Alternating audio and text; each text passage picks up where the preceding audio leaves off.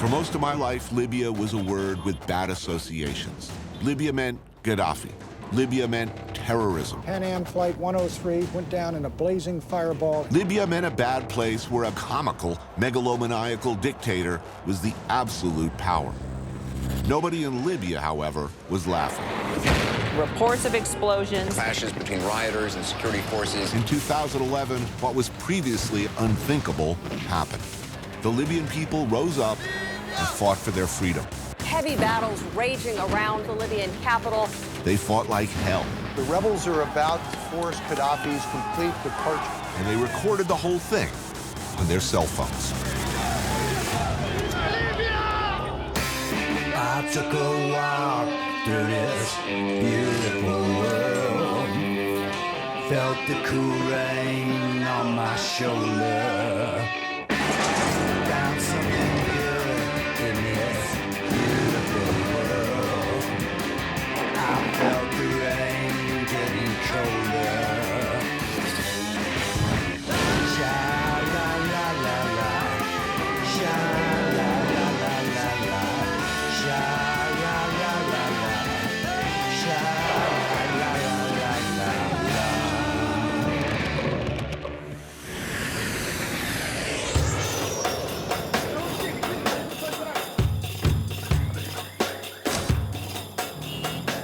It's amazing, arriving here after all you see on TV these days, that Libya is in fact functioning at all. But it is. The fountains across from the Corniche are operating. Traffic works, kind of. At the Radisson, club sandwiches arrive on time in the lobby.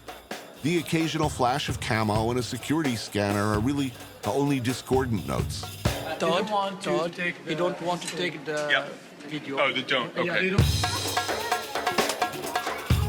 Inside the old part of the city, men slaughter a camel, while a girl records it with her iPad. No? But I am. Okay. You say no. Kids are setting off fireworks in the Medina. Incoming. Tomorrow is the Prophet Muhammad's birthday, and people who have not known freedom for nearly 50 years are ready to celebrate.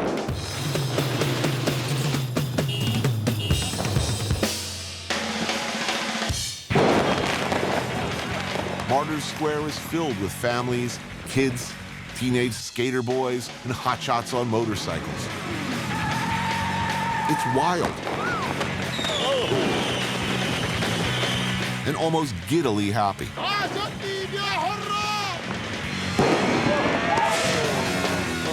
man. Young men in the camouflage pants of the militias, most of whom were civilians until last year, do their best to sporadically keep order or just join in the fun.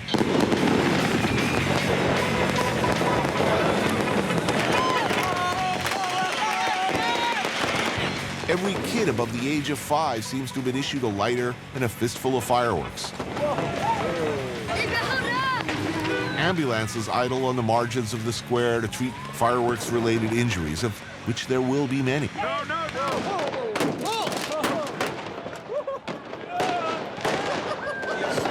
That was good.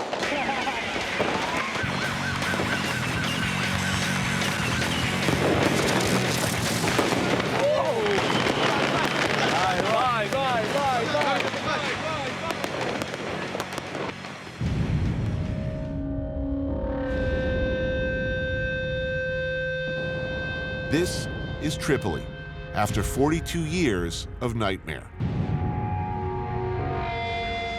How to build a whole society overnight and make it work in one of the most contentious and difficult areas of the world is what people are trying to figure out.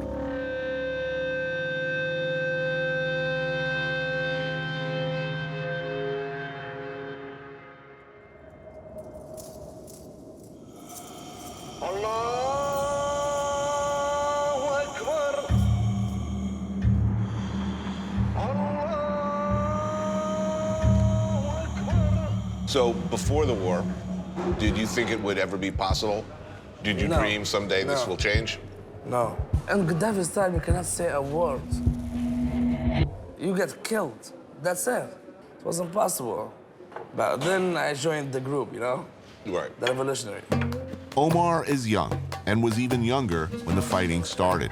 He, like so many Libyans from around the country, and many who had left, heeded the calls for revolution on Facebook and Twitter. They fought in Tripoli, Benghazi, Misrata, and everywhere in between. Who won this war? Young people or everybody? Everybody.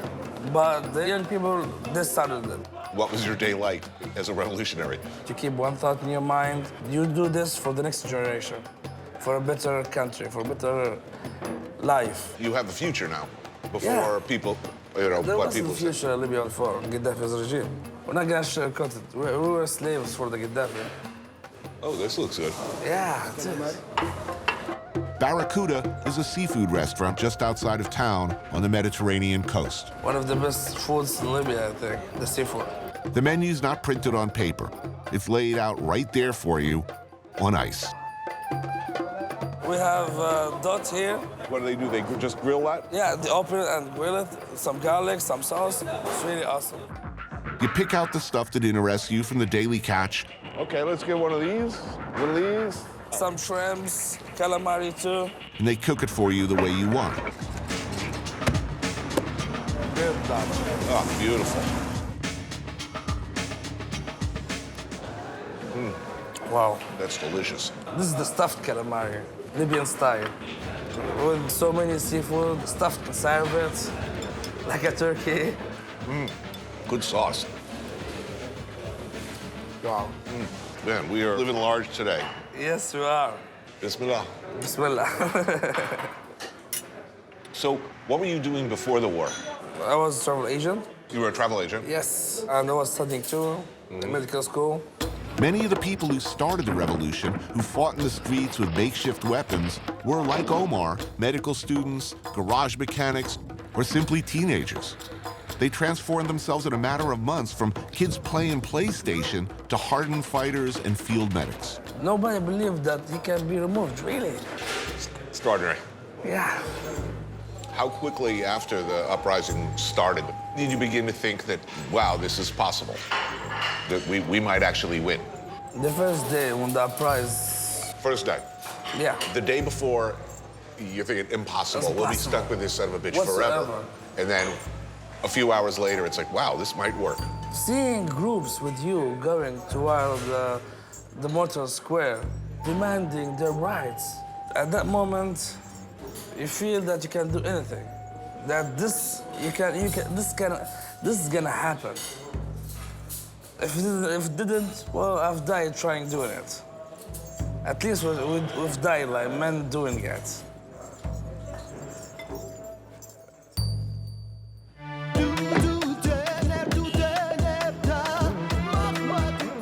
So much has changed around town. So much is changing. New music, graffiti, these things, they mean something.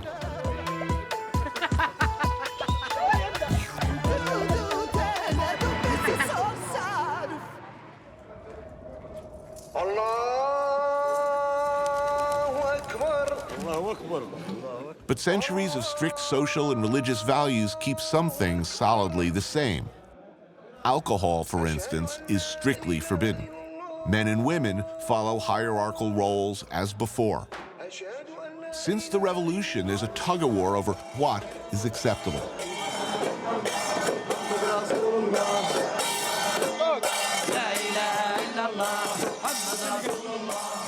Outside a mosque in the Medina, men fill the narrow street to celebrate Muhammad's birthday.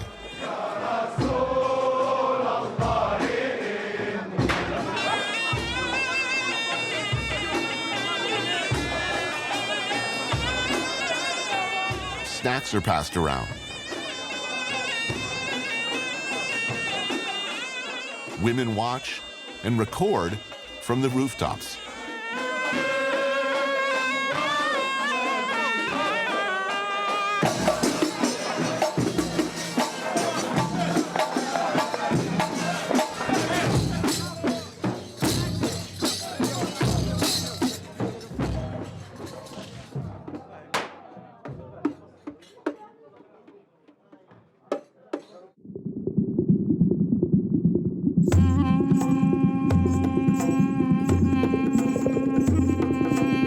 aren't a lot of conflicts in the world where there's a clear bad guy.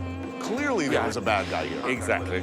I mean, the one thing about Gaddafi is he believed he was the most important human being almost that had ever existed. I mean, he changed the names of the months. He changed the date of the Islamic calendar. Such megalomania. And as you well know, anyone outside, you mentioned the word Libya, everyone would just say Gaddafi. Yeah. Gaddafi stole the identity of Libya. Michel Cousins is the co-founder of the English-language paper The Libya Herald and has known several different Libyas in his lifetime. For so long, the news has been the personality. Gaddafi turned up to open a shopping centre. Gaddafi turned up to open an envelope.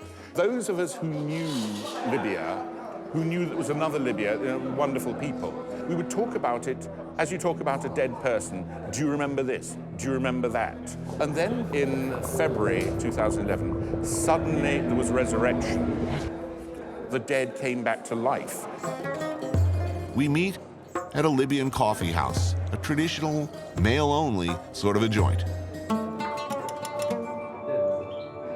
Cafe culture is big here, a holdover from the days of Italian colonization, when Mussolini tried to rebuild Rome's long-lost empire. It's just been the most amazing experience, seeing the rebirth of a country, of a people. I mean, last night's fireworks. There was a general sense of exuberance bordering on anarchy. I mean, I felt very happy there last night, if someone in peril. Yeah, well, it's Christmas. It's whatever, it's the 4th of July rolled into one. But also, there are people who are trying to stop it, sort of Puritans, extremists, if you want to say militants. And what has happened is people have come out in defiance of that. They're showing, we want to have fun. And remember, for a long time in Libya, you couldn't have fun. The biggest misconception is that the place is turning into another Afghanistan and Iraq, where you've got bombs go off, attacks. But it's not, as you've seen. Libyans have gone through an awful time having fought for freedom. People have died, people have struggled, and that's going to hold them together.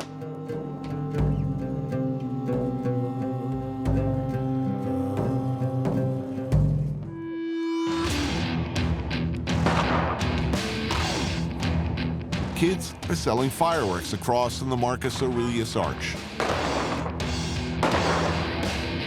One is constantly reminded that Libya was once a vital part of the ancient Roman Empire.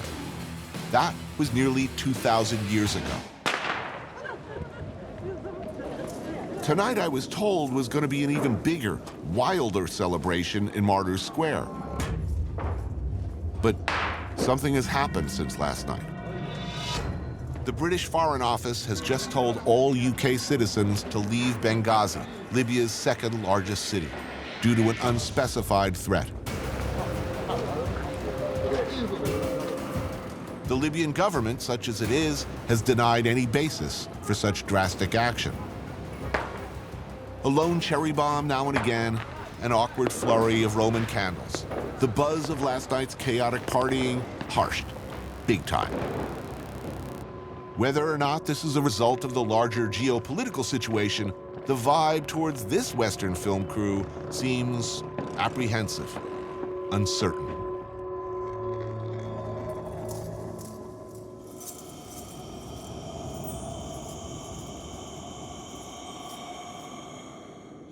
The following day feels better. Somewhat. Fresh produce is for sale on Tripoli streets. If you're a small restaurant or shopping for a big family, you bring cash, a wheelbarrow, and load up with what you need. But revolution has brought changed tastes. Libyans, especially young Libyans, hunger for more than just freedom.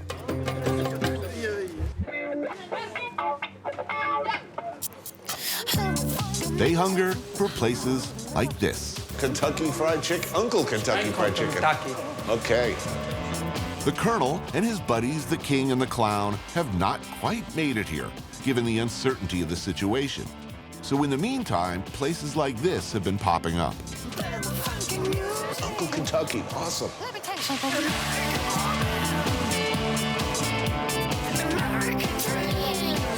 Do you know where Kentucky is? The Kentucky is from USA. The part, yeah. Yeah. This place is new? Yeah, he's new. Before the Gaddafi, he don't... Impossible. Yeah. Now, it's normally. Oh, that's nice. How you found it? Spicy delicious. Bismillah. Bismillah. Johar, like many Libyans his age, fought to overthrow Gaddafi. He was there, gun in hand, when they stormed Gaddafi's palace compound. Happy? Excited? And It's a they're good fighting. day? Yeah. It's giving to me nice feeling. Nice feeling, the Gaddafi. He's killed my cousin. How you should be feeling? Exactly, I'm feeling good. Because I wanted to kill them. I don't want to say anyone die more. He's killed for nothing. The first time I think the kill people is bad, but he's leave me do that. Because if I don't kill him, he's kill me. Right. It's nice to see freedom. It's nice to see the bad guy gone. It's nice. I feel welcome here. Finally, we say no for him.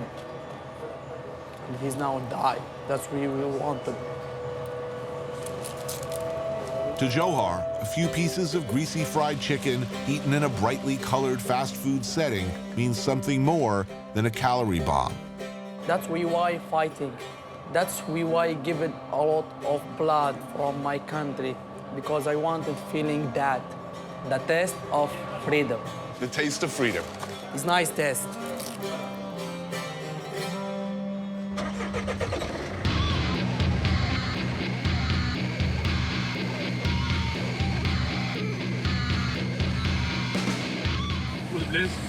Good. Good. Good food.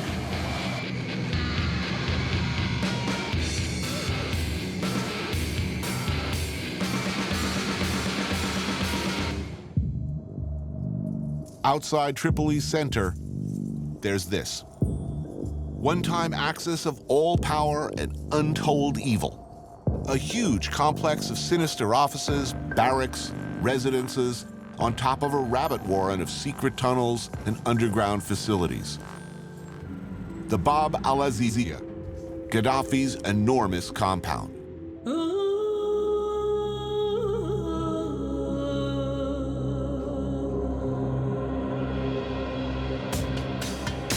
Most everything belonging to or associated with Gaddafi was destroyed. NATO continually bombed strategic locations within the compound, and on August 23, 2011, it fell to the rebels, Gaddafi and his family having fled.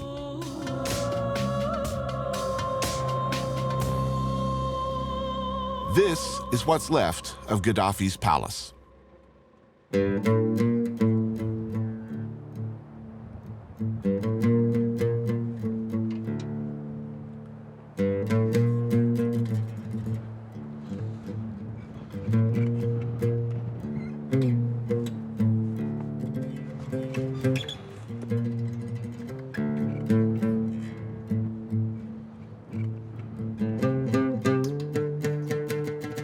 when's the last time you were here?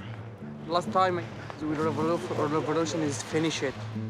The machine is going first fighting. After that, the people who have the guns. After that, coming a lot of people, normal people, listening about something expensive here, like the salt and like the gold. And stop now. What?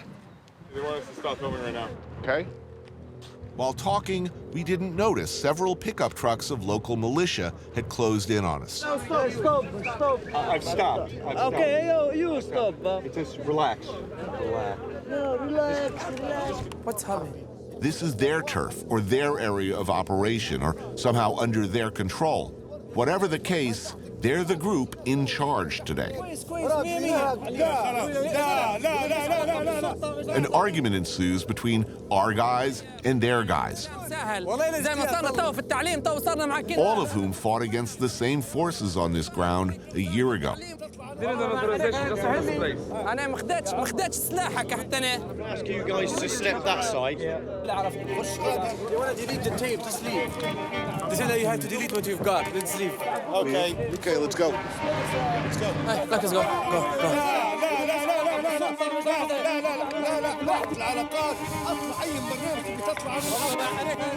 down. Hold it down. Hold it down.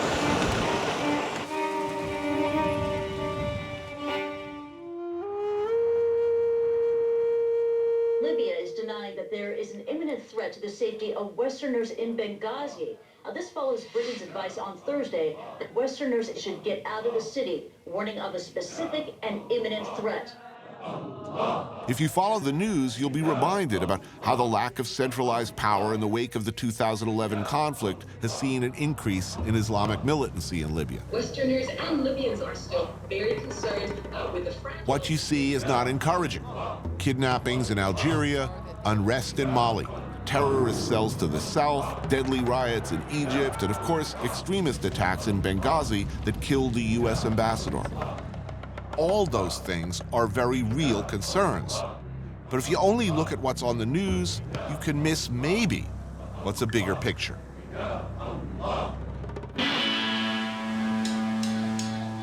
Another morning in Tripoli, and life goes on. Vendors are out, people go about their daily routines.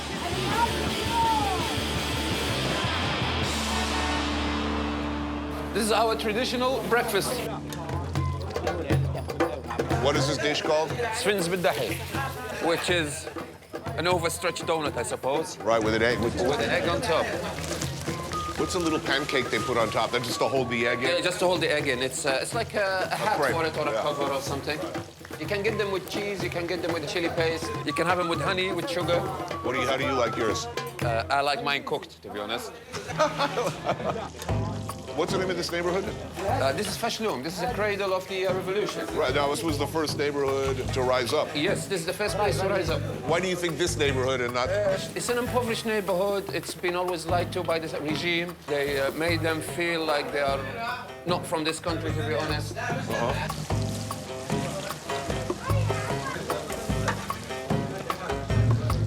We start with Bismillah. Bismillah. And we go for it. Oh, yeah, dip it right in the egg. And dip it in the egg. Delicious. So where were you when it all started? I was in London. Well, actually in Manchester at the time. What? And by the 27th, I was in Libya. We went out to see his house yesterday, in the compound. Well, I was one of the guys who entered from the southern gates, not northern gates. Akram is in the security business, a thriving industry here, as you could probably imagine. A lot of things happen in a lot of different parts of the country, sort of simultaneously. Kind of amazing that all of these people came together very fast. How did it happen? Yeah. Easy. Twitter. Yeah. It was really like that. Yes. We sent so much information to NATO via Twitter. We get a phone call from Tripoli or Benghazi or wherever. We get the coordinates via Google Earth. Right. We verify that there is a location there that needs to be hit. Send it to NATO at NATO, and then it's gone. Really? Yeah. How does that feel, knowing you can call in a Tomahawk missile over there? It's out of the movies. Did anyone think it was possible that in their lifetime they were going to see the end of this son of a bitch? Most people are telling me they never dreamed. I don't know if you can call them dreams, hopes, wishes. It was just something in the sky, something I look at every night. Right. But when I hit that point and got into Misrata and stood on Gaddafi's body, any dream will come true. What's the situation now? It's fluid. It can swing any direction. Well, look, what happened in Benghazi a few months ago, I mean, what does this mean to the country? I think there is a dark, mysterious hand who doesn't like this country to prosper. They see system and organization as a big enemy to them. These dark hands are slowly getting diminished. It's a matter of time before we can get rid of them. How hard do you think that's going to be? Not hard at all. We got rid of Gaddafi, nothing else is hard. I like your attitude. The fluid situation in Libya has been intensifying since our arrival, and we've had to change our behavior, constantly moving. Shouldn't I be wearing, one of those cool, journalist safari jackets at this point? So it seemed a good time, or maybe not, saddle up, to go to Misrata. Just watch this down at your feet there, Tony. Yeah. Okay, guys, we can go. Roger that. Since the revolution, Misrata's been the most secure city in Libya. But over the last 2 weeks, in a hail of bullets and hand-thrown grenade attacks, an imam, security forces, and a police officer have all been killed.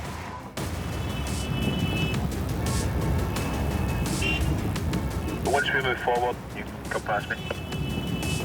All along the narrow, congested highway, there are checkpoints manned mostly by local militias. And I want to stress, most of them are friendly enough. We are, however, in a hurry to get to Misrata before dark. Traveling at night around here is not advised.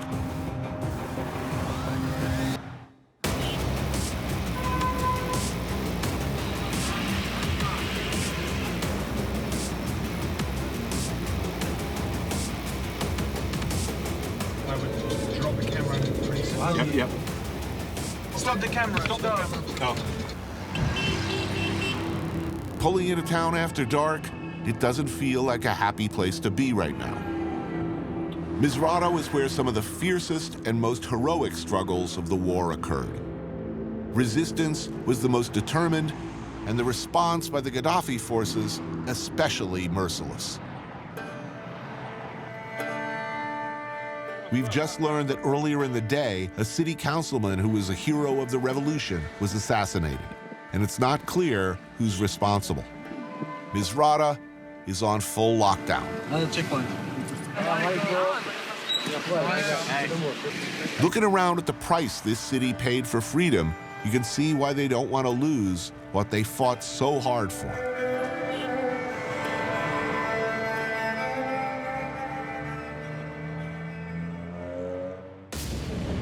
Morning in Misrata.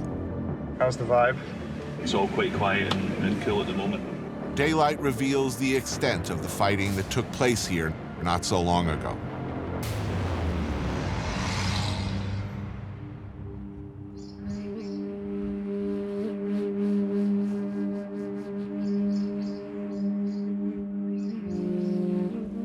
This used to be a vegetable market.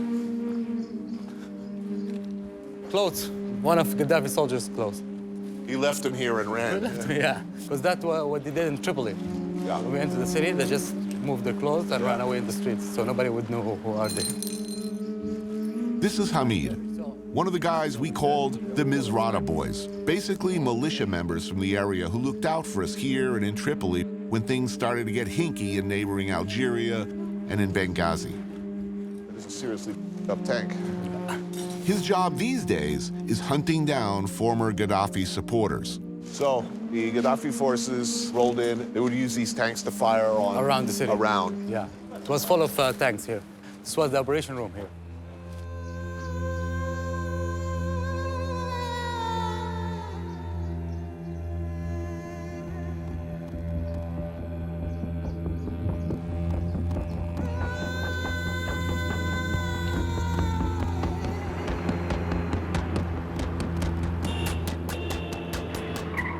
Now, if you had any doubt about the terrible odds these young revolutionaries were facing during the early days of the fighting, especially in the months before NATO came in with air support, check out Misrata's War Museum. What did this fire? It's fire a rocket, homemade, and there's a rocket here, we put it here, and fire with the battery. Yeah. You had to have some serious courage to ride around with this thing. Why? We trust our people. There's a lot of homemade things here. This is homemade too. It fires a big rocket. This is Grad, homemade, this one. This was from a helicopter. Yes. We got it and we brought it in the cars. You took it off a helicopter and you put it on a car. And you know what this is for? You know Molotov? And we so it's fire basically a crossbow that fires Molotov cocktails. Yeah, Molotov and TNT sometimes. You're shooting this at people who have mortars. And tanks. Tanks. Tanks, yeah. You're shooting this at tanks. Yeah, because that's what we got at the time. That's what you had, man. Yeah. It's awesome. The next president of Libya, the one who's going to be in charge, right? This is his chair. He has to think twice before he sits on it. So never screw your people. Yeah, never screw your people. Yeah, I'd remember. And here, these are Gaddafi stuff. Now, this was all taken from the compound. Some of them from Sirte. It's mixed. That's his AK, his chair. Preferred hair products? His shaving kit. See, he is wearing a mask. Oh, his beauty mask. Yeah. I could use some of that. It's Gaddafi. He's beautiful, you know.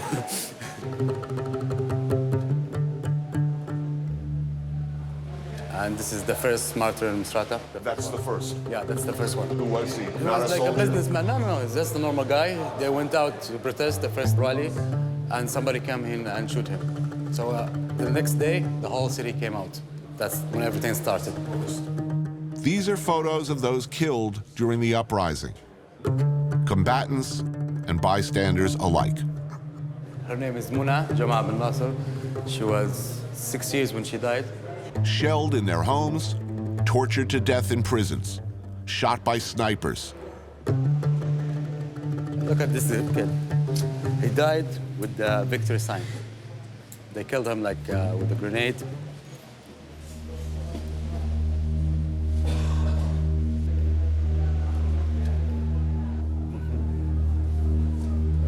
That's his lucky day. Yeah.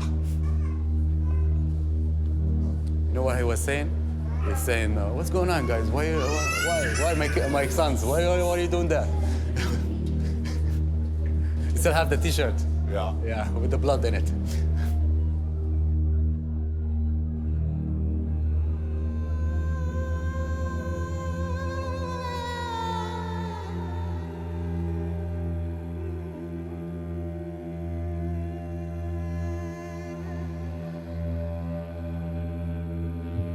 Know any of these people? Yeah, I know a couple of them. I knew a couple. This guy is Egyptian. Not even his fight, but he came. No, but he didn't want to leave. 4 of them, they died in Sirte. And this died in Tripoli. These are brothers and sisters, 1, 2, 3, 4. They died in the same day and the same house. And the mother, when we found her, she was holding the kid. They were both dead, like, and holding each other. It was like a very sad moment.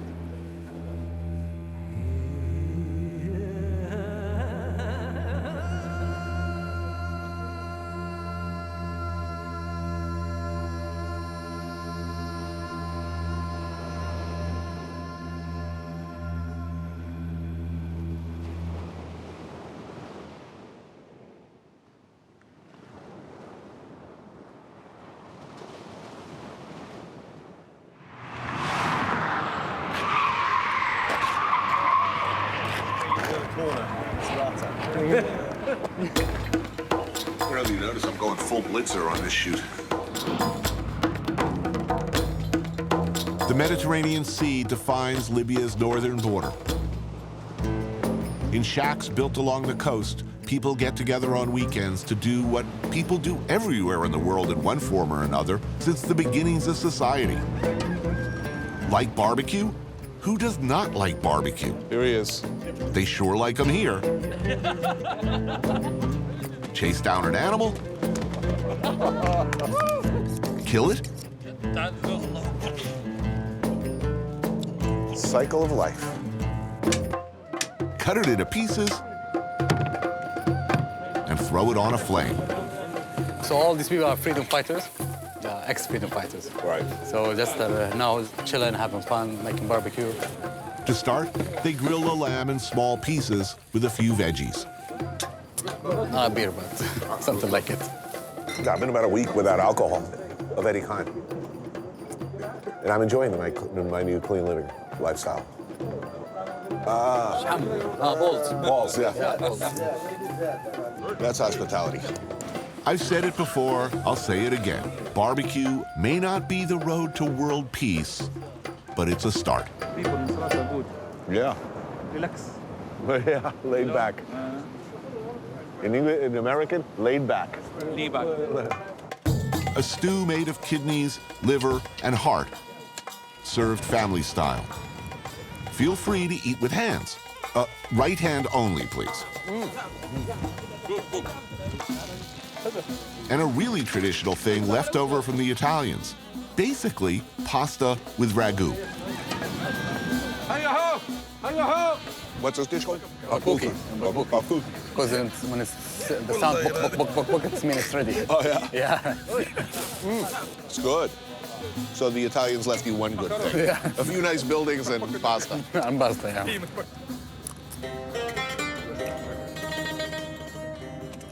So the story of Misrata, the story of Libya seems to be ordinary people suddenly called upon to do extraordinary things. Where were you when war broke out? I was in Canada, in Montreal. You're studying medicine. Yes. Dr. Jihan put her medical studies on hold to help tend all manner of horrible war injuries. What kind of procedures were you doing on a regular basis? Everything. Without prior practice and knowledge, so you just like kind of in the situation, trying to pick up things. How many patients did you treat a day?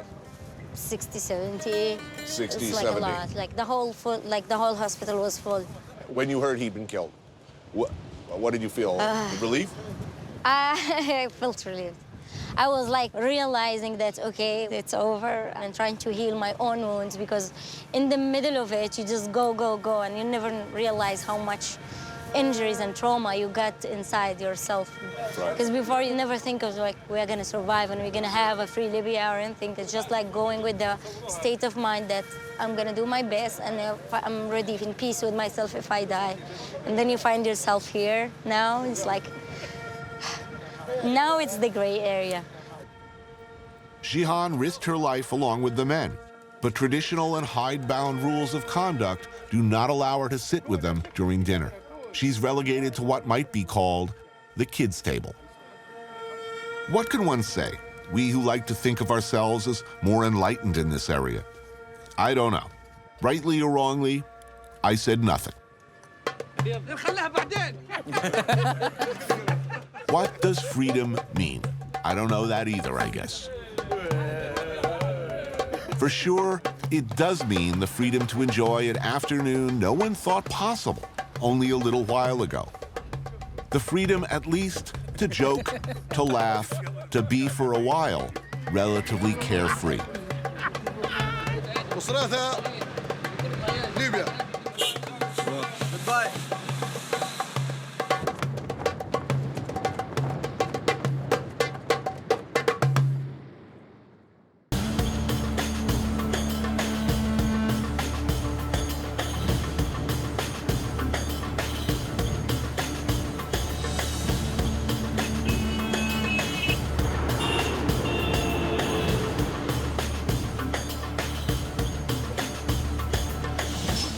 The road to Tripoli, a healthy breakfast. Ooh, liver sandwich. When they talk about a high-risk environment, I think they were talking about this. That's good.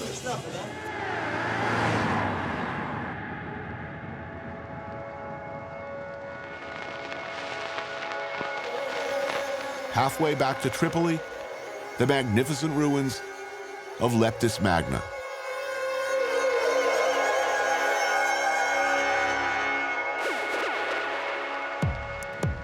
Arguably the most intact remains of a Roman city in the world. It's worth noting that at one time, the emperor of all Rome was himself Libyan. It's pretty amazing. Born right here.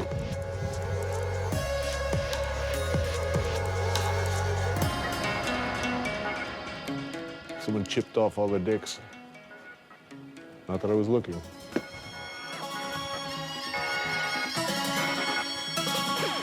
Anywhere else in the world, this place would be overrun with tourists.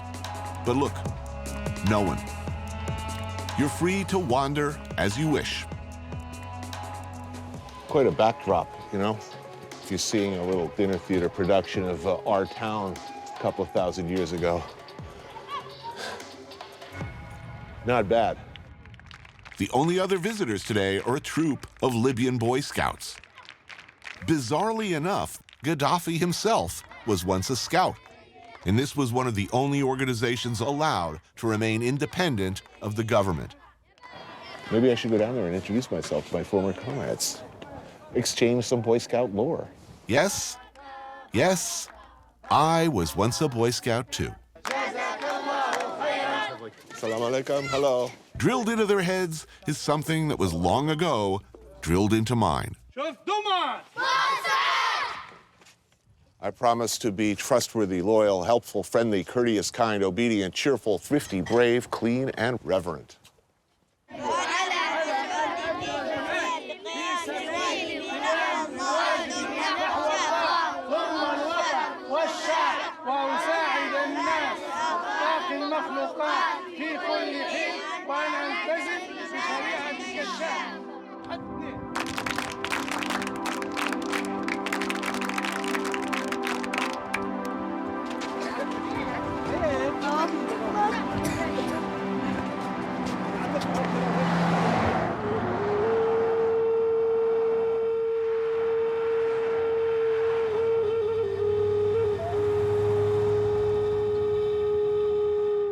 You know, it's been a really difficult shoot for a whole lot of reasons. It's not easy to shoot here.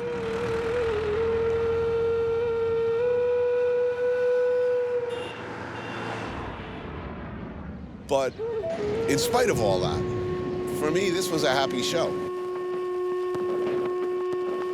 It's Libya. They were supposed to be the bad guys, a bad country filled with bad people, right? I don't think so. I met a lot of really nice people here. Nobody's saying we're going to be perfect tomorrow. Everybody seems to be saying, you know, look at us in 5 years. So that is a pretty reasonable attitude. How are you? Love you, Libya. This is a place that's filled with a lot of extraordinary people who've done an extraordinary thing on very short notice, under very difficult circumstances, and at a very difficult time, who are continuing to do the best they can.